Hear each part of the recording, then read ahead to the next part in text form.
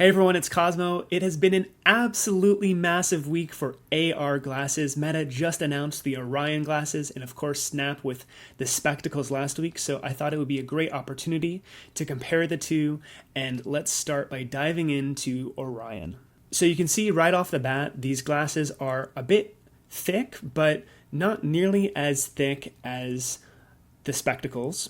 They actually look quite close to normal looking glasses for considering all the amount of technology that's in them. It does look quite futuristic and kind of funny the way that they're holding their hands out in the air, and we can't of course see what they're looking at, but they're playing this cool 3D Pong game that apparently was quite good, and Zuckerberg beat him of course. So what's super interesting about Orion is they have the neural wristband as well as the wireless compute puck, and what's interesting here is you can actually see it looks like the compute puck has some kind of camera sensors on it. I'm not quite sure what this are or what it's for, but that's an interesting detail I'd like to learn a little bit more about.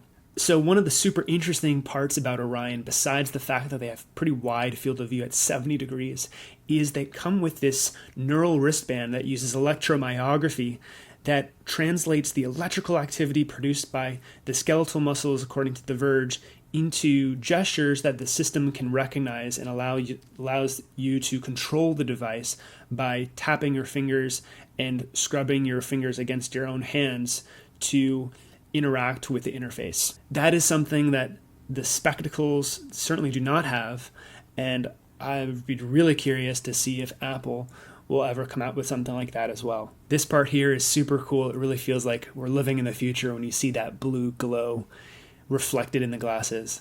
There's also cameras for eye tracking as well as hand tracking. One of the coolest demos here from The Verge is he gets to look at the various food products, and with AI it is able to create a recipe for a smoothie.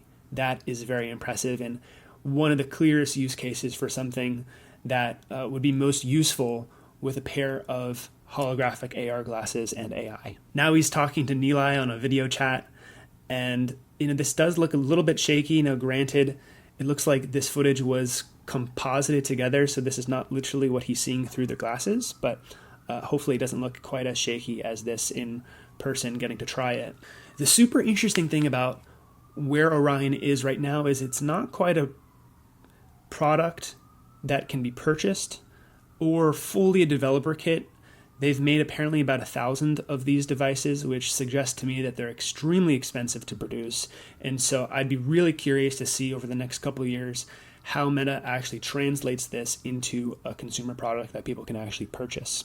Overall, I'm very impressed by Orion. It's a very exciting time to see this in existence. AR glasses have been something that we've been dreaming of for quite a while. And while they're not maybe fully 100% here, this is our closest look yet at what AR glasses could actually look like in our world. So now let's take a moment to look at spectacles. So spectacles are the other major AR glasses. These are of course produced by Snap, and they run Snap OS, and they are quite similar looking in terms of this kind of thick glasses you can see through to the person's eyes, and I think that is something that is maybe underappreciated given how used we are to people wearing VR headsets where you can't see their face. And of course, Apple has compensated for that with eyesight and engineered this very fancy display to reproject a simulated version of someone's eyes. But of course, with AR glasses, the incredible thing about them is they have transparent see-through displays. So they do look, a bit larger than what Meta has been able to come up with, but overall they seem relatively comparable, not overly larger or smaller than the other ones. What I really like about the way Snap has portrayed spectacles is the multiplayer group sharing aspect, where you have shareable lenses where multiple people can put on these glasses and play the same experience. So this is, an example of what that could look like.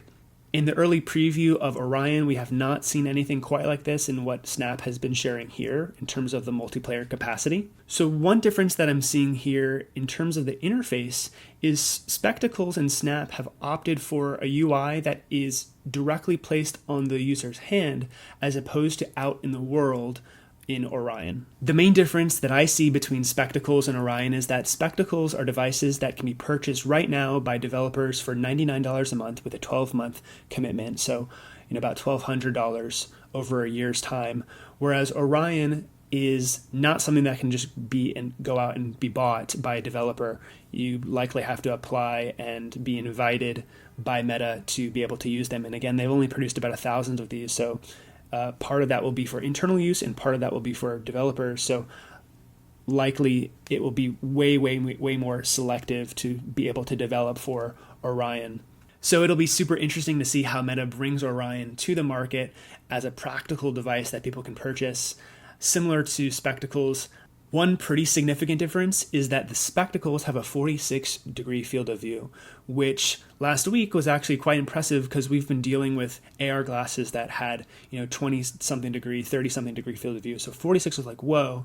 Now Meta come out with the Orion and they have a 70-degree field of view, and that's quite significant for AR. It's not quite what we've come to expect from VR, Vision Pro, Quest, and all that, but 70 for AR glasses is huge and a big step forward to making AR glasses practical in the real world.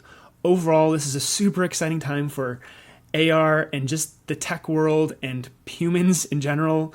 We've been dreaming about AR and VR glasses for quite a while, and now it seems like there's a clear path to making them real. So thanks so much for watching. Hope you enjoyed, and subscribe for more videos like this. I'll see you later.